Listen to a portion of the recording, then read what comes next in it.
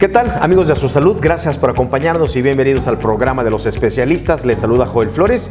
Y bueno, ya estamos en este programa por cortesía de Digacel, distribuidor autorizado Telcel. Vamos a tener una primera entrevista y vamos a platicar con el doctor Marco Banda. Él es especialista en medicina interna y con la subespecialidad en infectología por el Hospital General de México. Además, maestría en VIH por la Universidad Rey Juan Carlos de Madrid, España. Y bueno, en torno o en el marco del Día Mundial de lo que es el SIDA, que es este 1 de diciembre, pues con el fin de despertar responsabilidad, conciencia y bueno, sobre todo tener información de cuál es el riesgo de esta infección, de esta enfermedad y saber que pues lo que se ha logrado, lo que se ha avanzado, cómo estamos en SIDA en nuestro país, cuáles son los tratamientos que se ofrecen hoy en día. En fin, cómo hemos avanzado, por ejemplo, en la prevención, en fin. Todos estos puntos los tocaremos con el doctor Marco Banda. Doctor, gracias por esta entrevista. ¿Cómo le va? Muy bien, Joel, gracias a ti por la invitación y un saludo a todo tu auditorio. ¿Cuál es el panorama del SIDA, de esta enfermedad, del síndrome de inmunodeficiencia adquirida en nuestro país, doctor? Bueno, es muy importante clarificar dos conceptos. Primero, la infección por el virus del VIH, que es como ahora encontramos la mayor parte de los casos, y el SIDA, que es la fase más avanzada de esta infección. Todavía tenemos algunas brechas de atención en nuestro país y una proporción, un 30% de los pacientes que llegan a atenderse llegan en estas condiciones de SIDA, pero la gran mayoría ya se están diagnosticando solamente con la infección. De hecho, muchos pacientes incluso llegan a la consulta pues asintomáticos, sin ninguna molestia, y bueno, como parte de estas estrategias de búsqueda de factores de riesgo, se hacen la prueba y llegan con el diagnóstico sin molestias. Entonces, vamos, está el paciente que se presenta de forma temprana, que trae simplemente la infección, al paciente que antes, supongo, doctor, llegaba de forma tardía y con la enfermedad, por supuesto, avanzada. Sí, ahora ya hemos cambiado. Todavía quedan brechas por cubrir, como he mencionado, pero la mayor parte de los pacientes, a las personas, saben que existen estas oportunidades de hacerse la prueba de manera constante y, bueno, acuden de manera preventiva a las áreas de la salud, se hacen el diagnóstico y, bueno, se enteran ahí de esta situación. Háblenos de la enfermedad y coméntenos cuáles son los factores de riesgo pues, para poderla adquirir. Bueno, en realidad hay que tener muy claro que el factor de riesgo que existe sobre todo es quien tenga actividad sexual. Todas las personas que tienen actividad sexual, independientemente de la preferencia o el tipo de actividad sexual que tengan, tienen este potencial riesgo y eso es algo que tiene que cambiar en la perspectiva de las personas. Esa es quizá la forma más común de transmisión.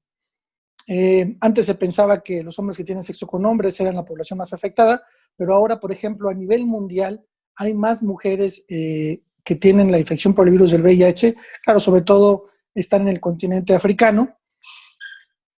A nivel mundial, en general, siguen siendo los hombres que tienen sexo con hombres los que tienen mayor frecuencia de esta infección, pero existen otras vías. Por ejemplo, la gente que comparte jeringas para el uso de drogas intravenosas.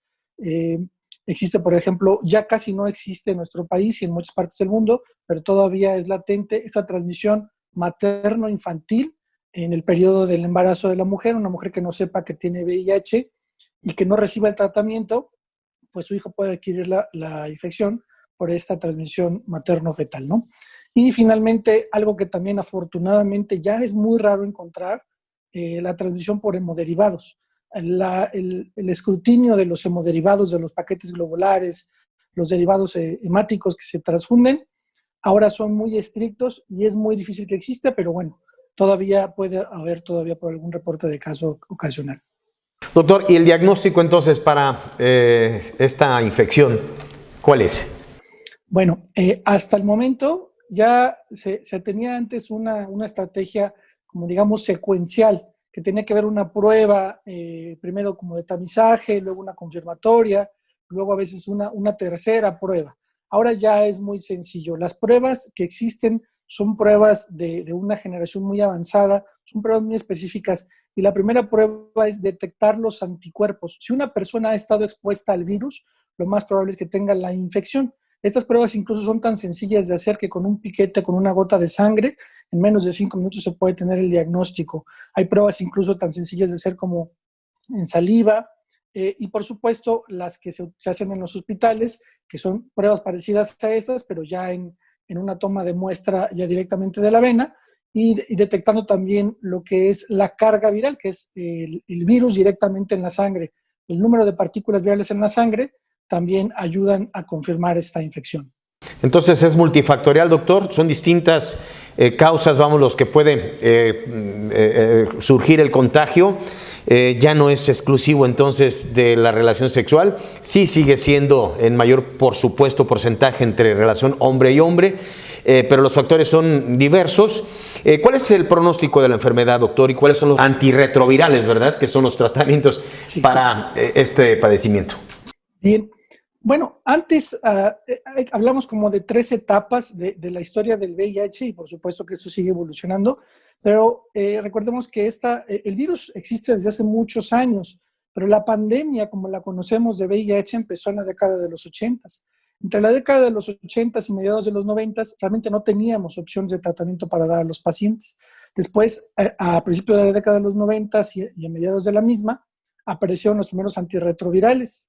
Y entonces, a partir de ahí, en los siguientes 10 años, existió una diversidad de opciones que incrementaban, primero impedían que el paciente se muriera, que era lo que nos buscábamos en ese momento, pero tenían una gran carga de tabletas, gran carga de toxicidad asociada. En los siguientes 10 años, del 95 al 2005, ya se empezó a establecer cuál era la mejor terapia a la que el paciente podía mantener mejor, más tiempo adherido, que toleraba mejor. Y ya en los últimos años, lo que tenemos prácticamente, si una persona empieza su tratamiento de manera temprana, la esperanza de vida va a ser la misma que tenía antes de haber adquirido la infección. Y los medicamentos que tenemos ahora, que están en la guía de tratamiento antirretroviral, son una nueva familia de medicamentos que se llaman los inhibidores de integrasa de segunda generación, que por supuesto controlan muy bien al virus, pero además tienen pocos efectos secundarios y además se pueden entregar en una combinación de una sola tableta. ¿Quiere decir, doctor, que hoy en día hay tratamientos para controlar la enfermedad o es curable? Bueno, lamentablemente hasta el momento no tenemos una estrategia terapéutica de cura. Ha habido 1 o 2 reportes de casos de cura que han utilizado esas estrategias de tratamiento, pero no ha sido posible generalizarlas. Han sido pacientes muy específicos. Pero hoy por hoy, con las terapias que existen, una persona que adquiera la infección, pues puede vivir, digamos, su vida prácticamente similar a lo que tenía planeado, siempre y cuando se adhiera a su tratamiento antirretroviral. Con el medicamento de hoy, la calidad de vida de los pacientes es bastante buena. Doctor, ¿cómo andamos en estadísticas en nuestro país en relación a enfermos, en relación a lo que se ofrece a todo este tipo de población? Bien, existe una situación que se llama el cascada del continuo de atención en México. La última estadística que tenemos reportada es la de 2019 y Censida reportaba alrededor de 270,000 personas viviendo con VIH en nuestro país. De eso, pues se tiene que sacar las personas que conocen su diagnóstico, que es aproximadamente un 74-75% de esos 270,000. Luego, de esas personas que saben su diagnóstico, los que están en tratamiento, que es alrededor de un 85%, y de esos, los que están tomando su medicamento adecuadamente y que logran un control del virus, son alrededor de un 88%. Es más o menos lo que tenemos. Idealmente, cada una de estas 3 niveles de la cascada deberían estar en el 90%. Es a lo que estamos apuntando para controlar al VIH como un problema epidémico.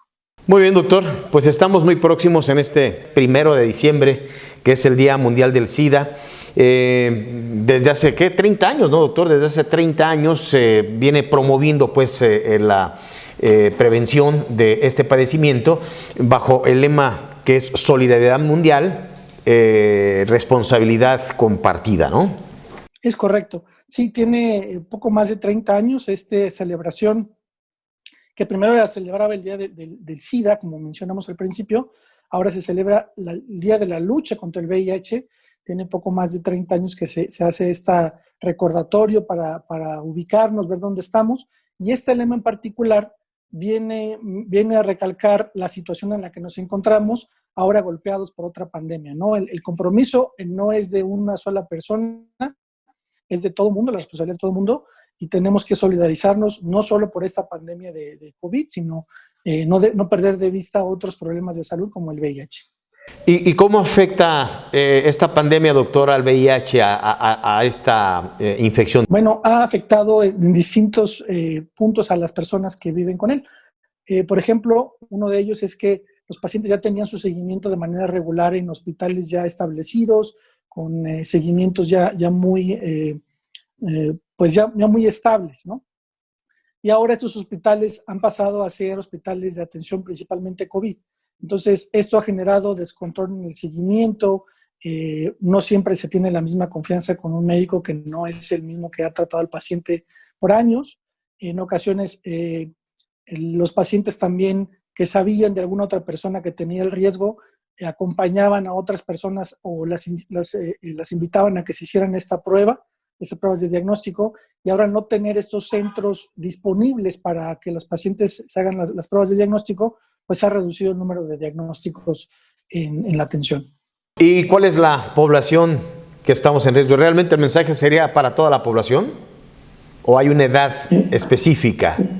Bueno, hasta el momento la mayor parte de los pacientes que se diagnostican son sobre todo gente en edad joven, ¿no? Jóvenes entre 15 y 25 años son la gran mayoría de las personas que tienen este diagnóstico de novo. Pero cada vez vemos gente ya de mayor edad, incluso pacientes que tienen 60 años o más, que ahora ya no son diagnosticados porque se hagan una búsqueda intencionada, sino más bien el paciente llega por una complicación crónica, por ejemplo, un infarto, y dentro del proceso de evaluación de diagnóstico diferencial, los mismos cardiólogos o médicos que atienden al paciente hacen una prueba de VIH, porque hemos visto que ahora las personas, como viven más tiempo ya con los tratamientos actuales, ya llegan a desarrollar estas complicaciones. Bueno, cáncer, hipertensión, diabetes, cosas que antes no veían. Entonces, los cardiólogos y estas personas que atienden a esas complicaciones cardiovasculares, en su protocolo hacen la prueba de VIH y los encuentran positivos. Resuelven el problema cardiovascular y después lo refieren con nosotros para el seguimiento del VIH. Muy bien, doctor. Pues es el doctor Marco Banda. Él es especialista en medicina interna con la subespecialidad en infectología por el Hospital General de México, además con la maestría en VIH por la Universidad Rey Juan Carlos de Madrid, España. Doctor, le quiero agradecer por esta información. Gracias a ti, Joel, y gracias a todo tu auditorio. Un abrazo. Hasta luego.